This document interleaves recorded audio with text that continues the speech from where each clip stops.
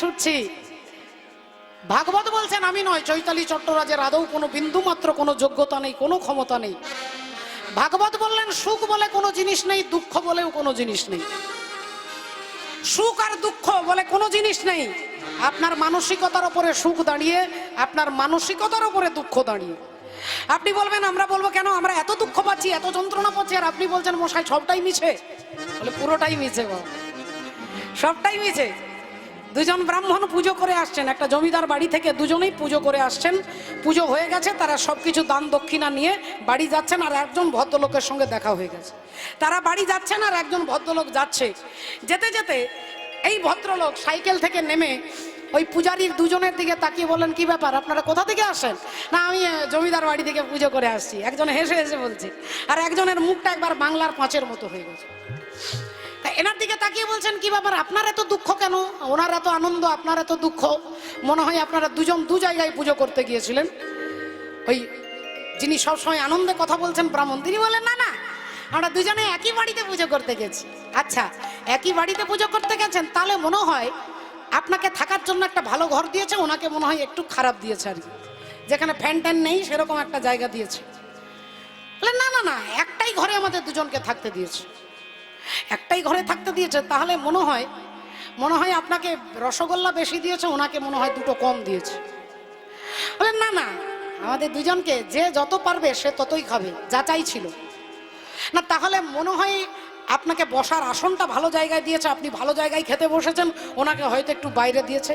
না না, আমরা একই জায়গায়, দুজনে একই জায়গায় পাশাপাশি দুটো আসনে বসেছি।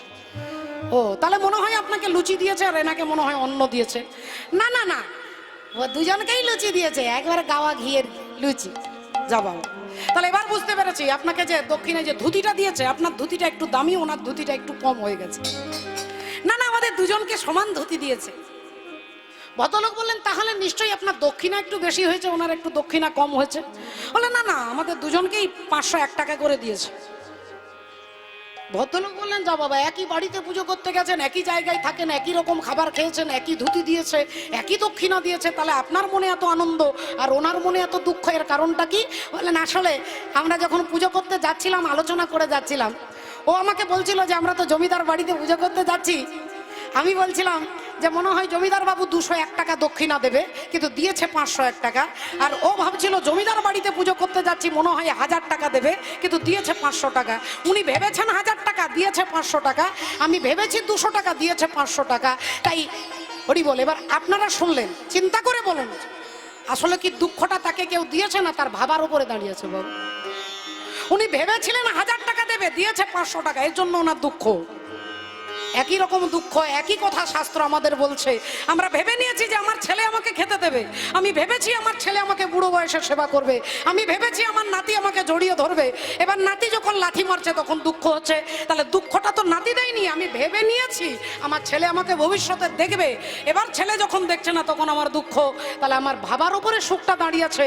তাহলে আপনি ভাবছেন সুখ পাবো, কিন্তু যখন পাচ্ছেন না তখন দুঃখ। তাহলে দুঃখ কি আপনাকে কেউ দিচ্ছে? মানসিকতার উপরে সুখ আর দুঃখ দাঁড়িয়ে। হরি বল, হরে কৃষ্ণ। শ্রদ্ধেয় ভক্তমণ্ডলী, ভক্তিমতী মায়েরা, আজকের এই সংকীর্তন রূপে মহাযজ্ঞানুষ্ঠানের জন্য এই কমিটির বাবারা আপনাদের কাছে ভিক্ষার আঁচল নিয়ে যাবে। তাই এটাই মনে রাখবেন, আপনার